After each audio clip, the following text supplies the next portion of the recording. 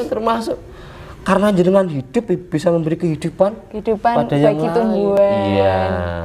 Iya, bagi hewan juga. Nah, namanya Seperti nafas. itu ya, Itu kan Gus. sebenarnya ibadah yang lebih tinggi dibanding kemudian kita hanya berkutat hubungan kita dengan lewat wirid, lewat jarak, sekedar itu aja. Memikirkan nasibnya orang, memikirkan alam, itu kan tingkatannya fasenya lebih tinggi. Iya, tapi tanpa disadari itu tertinggi loh. Iya.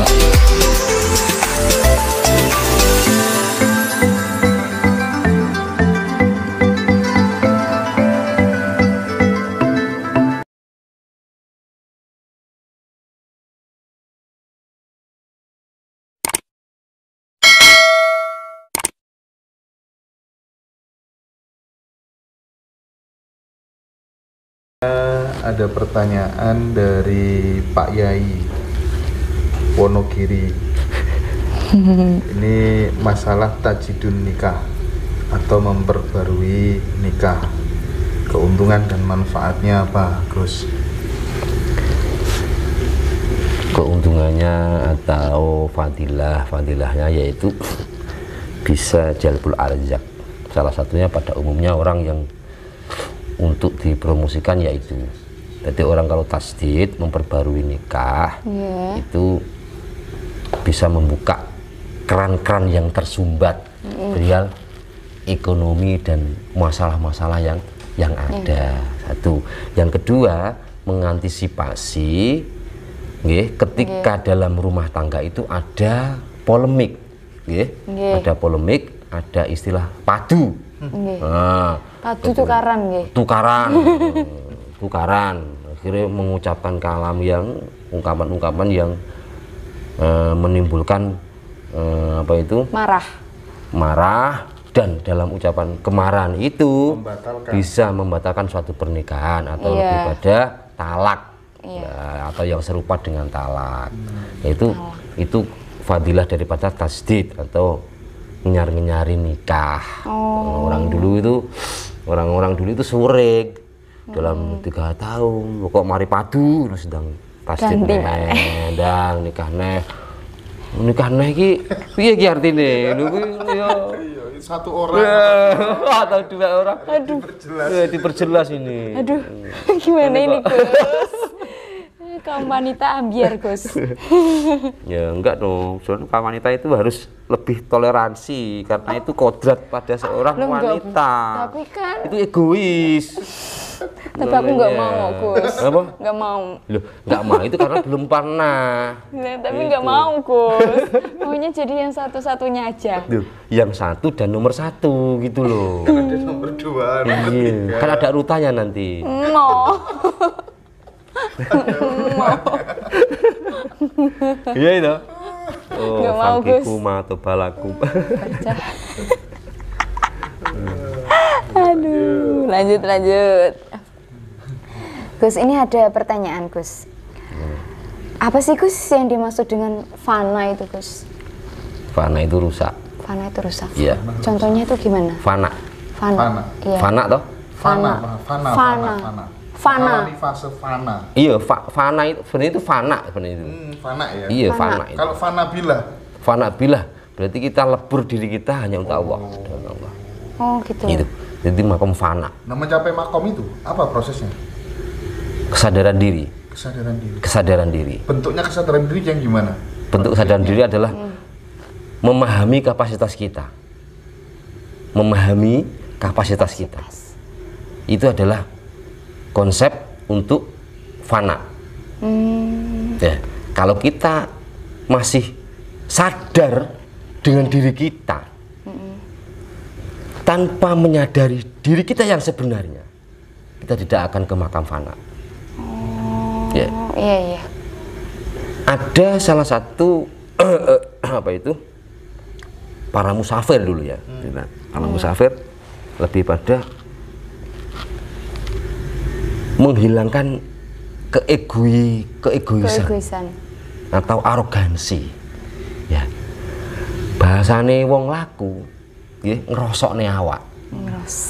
Sampai gak enak ajine.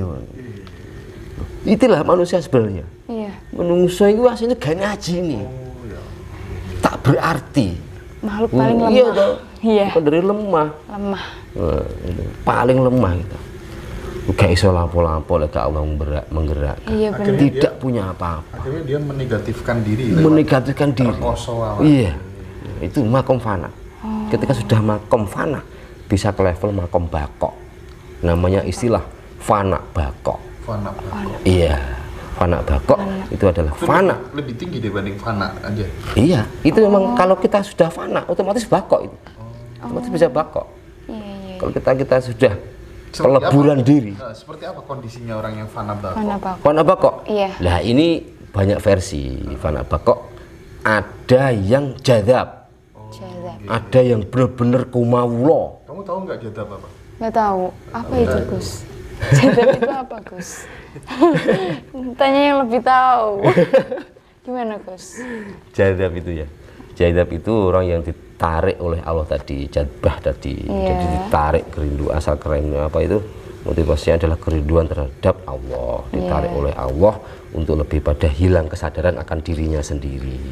Bahwasanya lebih untuk mengenal dirinya sendiri dan lebih menyadarkan dirinya sendiri. Oh, gitu. Nah, ketika itu sudahlah. Dia akan asik dengan bakok atau sesuatu yang abadi. Oh, iya. Apa yang abadi? Ya, adalah roh kudsi. Dia abadi dengan asik dengan roh kudsi itu sendiri. Dia bisa bersenggama, dia bisa berkemanten. Gitu ya, iya. Wes enjoy, wes gak ngurus ngopo jare makhluk. Bahas senggama kok guyu dhewe. Iya, biasa penasaran. Lu duwe ilmu nih. Itu kan fana, itu peleburan diri. Fana Bakok itu pernah diproklamasikan oleh salah satu ulama tasawuf. Iya. Fana bakok itu, saya Buya juga memakai fana bakok sebelum al-ittihad dipakai. Al-ittihad itu lebih pada penyempurnaan. Al-ittihad itu bukan wahdah. Jadi kalau wahdah itu kan lebih pada manunggal, tapi ini lebih pada perpisahan. Jadi lebih pada kumawulo. Dan pintu untuk menuju fana bakok itu masih terbuka luas untuk manusia model dan jenis apapun. Iya, semuanya dari berbagai unsur. Nah, sehingga sekarang justru Allah itu menurunkan wali di setiap desa. Iya bener. Di setiap Petilasan desa. biasanya ya. Namanya petilasan bukan? Iya, bisa juga semacam itu. Iya. Tapi sekarang lebih pada kenyataan. Oh, Kalau gitu. petilasan kan prasasti toh. Iya. Nah, itu kenyataan. Itu menurunkan wali di setiap desa. Tapi dengan perilaku yang disamarkan, tidak terlihat. Entah karena kesabarannya, entah karena nerimo ing pandumi. Sampai sekarang. Iya. Zaman akhir, justru zaman akhir itu malah setiap desa ada wali. Setiap desa Ada wali. Cuman tidak bisa Tidak bisa terdeteksi. Aduh. dengan kesabarannya. Iya, dengan nerimo ing pandumnya. Iya, itu Baru wali. dengar ini saya. Iya, menurut ada tahu dulu. Itu tertulis, tidak akal-akalan dan itu terbukti. Dan wali itu nggak harus pakai yang surban. Tidak, itu wali murid, wali santri, Ya. gitu, wali itu. Gak ada kesabaran, nggak tahu loh. Banyak orang-orang yang saya menjumpai dulu. Guru saya mengatakan, kayak disewani, biasa yuk, pakaiannya sangat biasa. Oh. Dia juga seperti tidak dimanusiakan sama tetangga, tapi sangat nerimo banget. Ya Kemudian ada cerita, ada tamu sowan pada guru saya. Iya. Setelah sowan, ya, motifnya sowan itu dia minta berkah karena dia dikaruniai anak yang banyak. Iya. Tapi ekonomi pas-pasan. Nah, pas-pasan. Nah, itu bagaimana lahan yang sekelumit ini bisa menafkahi anak turunnya. Iya. Nah, sampai sholat duha di pertanian sawah, sampai sholat tahajud ning sawah. Tujuannya ben gak dipangan wereng, ben cukup. Iya. Pada suatu hari beliaunya itu sowan pada guru saya menanyakan, katanya dia barusan bermimpi bertemu baginda Nabi. Ternyata benar, hawarum. Seketika para jamaah yang hadir itu disuruh sungkem sama beliaunya. Biasa bener. Wah, dari pakaian tidak menunjukkan bahwasanya dia orang yang ahli ibadah, tidak menunjukkan bahwasanya orang yang dekat dengan Allah, tidak menunjukkan bahwasanya dia orang yang taat beribadah, tidak. Mas biasa banget. Gitu. Itulah pembelajaran untuk kita. Jadi kita jangan memandang sebelah mata. Kalau kita memandang sebelah mata, berarti hanya pandangan kita adalah sepertinya Dajjal. Iya. Jangan sebelah mata. Yang satu dibutakan. Yang buta apa? Mata hatinya. Yang dilihat dari pakaiannya adalah kasat matanya. Itu namanya Dajjal modern. Dajjal modern. Dajjal itu secara substansial, secara hakikat itu, apakah seperti yang diceritakan guru-guru saya dulu kayak raksasa, ya kan? Tinggi besar, ada kafaro, matanya satu, kulitnya kemerah-merahan, rambutnya ikal. Nah, itu kalau ditafsiri secara hakikat itu gimana? Hakikatnya? Hakikatnya tidak seperti itu. Enggak ya? Itu iktibar. Kayak transformer gitu. Iya, bukan. Cuman takrif gambaran untuk mempermudah pembelajaran pada para pencari ilmu agar lebih bisa mendefinisikan. Nah, itu namanya Dajjal. Mulane sampean yo gak sah mulai nek wong ngarani jenengan. Oke kok pandangannya sempit. Sampeyan diam ae ben gak ketok sempit. Cuma sempit cuma Dajjal ngono. Dajjal nglurui Dajjal ngono. Diam aja ya Gus ya. Iya, diam. Dajjal dilarang. Sama Dajjal dilarang mencaci. Dilarang memandang. Aduh. Dilarang jatuh cinta. Sama Dajjal. Cinta mana? Lanjut sih. Lanjut ya Gus ya. Gus, kata orang ada rahasia besar di balik nafas manusia. Emang nafas manusia itu gimana loh Gus? Gimana dengan nafas manusia? Ya, gimana Gus? Nafas itu ghaibah. Iya, ghaibah. Layak lamuhu illallah. Tidak bisa mengetahui akan keghaiban itu selain Allah. Iya. Jadi nafas hanya bisa didefinisikan atau bisa dikirotokan. Dikirotokan ini kira-kira ini nafas seperti itu. Ya, tapi secara hakikat nafas adalah nufus atau diri kita sendiri. Jadi kehidupan diri kita sendiri. Ketika kita bernafas ya kita hidup, ketika tidak ya kita tidak hidup. Ya, nafas ini sebagai sumber daya alam. Sumber daya alam. Iya. Iya, aset. Aset alam nafas. Kalau nggak bisa nafas, kita bagaimana nafas kita berguna? Bagaimana nafas kita itu memberi kehidupan antar sesama? Bagaimana nafas kita itu bermanfaat untuk alam semesta? Yaitu nafas. Yaitu kita lebih memahami atau lebih pada masuk pada hakikat nafas itu sendiri.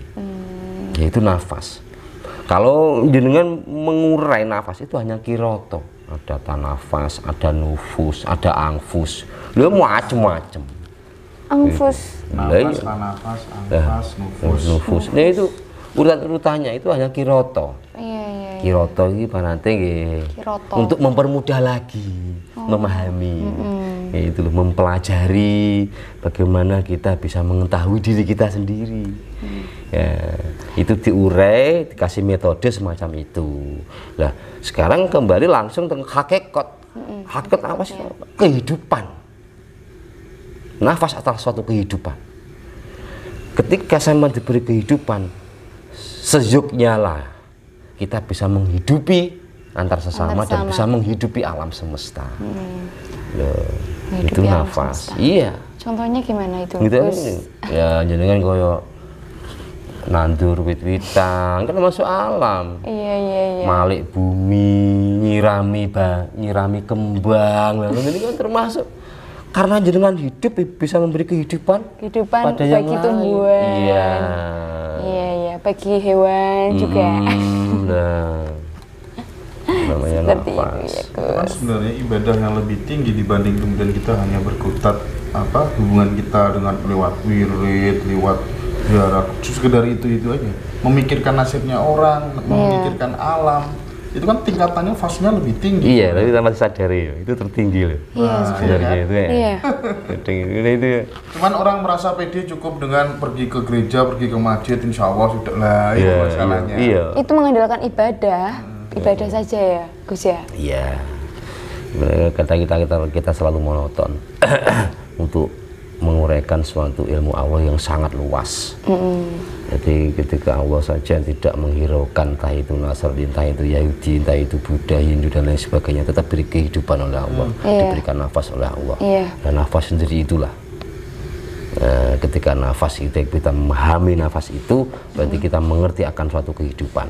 Apa itu tugas daripada kehidupan? Menghidupi, memberikan kehidupan pada yang lain. Nah, kita kayak kerja bakti, sosial, gitu, berbaik, berbuat baik antar sesama. Itu malah luar biasa. Itu jarang. Dulu wali-wali para rasul juga demikian. Yang dipakai apa? Gus? Memperbaiki hubungan. Dengan cara apa? Menghidupi tadi. Lalu dia itu cara buka toko, buka peracangan, enak wong sambat, entah dia itu orang Nasrani, orang Yahudi, tetap diberi maunah, tetap diberi pertolongan. Iya Gus, nggak membeda-bedakan. Tidak membeda-bedakan. Lah Kanjeng Nabi sendiri dalam riwayatnya, ya, orang Yahudi disuapi terus, gitu, sampai dicaci hingga yang menyadari, oh ternyata dia itu Muhammad, akhirnya dia masuk Islam. Ya simpel, orang malah dicaci, malah dipisui, malah ditakbiri. Takbir, ayo mulai Islam. Oh Islam gedenya Allah itu hanya segenggam kepalanmu. Salah itu ya Gus, nggak boleh memaksakan kan? Tidak salah, apa itu? kurang benar. Itulah nafas. Tidak boleh menyalahkan. Tidak boleh menyalahkan. Iya. Makanya Gus Mustobar takbir ditakoni gedene Gusti Allah sak pira ora ngerti. Gak ngendah lah. Takbirnya malah takabur. Iya Gus. Gumedi. Tujuannya ben diakui untuk mengkanter jamaah sing akeh. Ketika jamaah wis akeh, nah ini pundi-pundi materi yang pada akhirnya sembah yang ngene dewa dinar. Kan nggak sedikit itu pondok-pondok royoan Jasmas.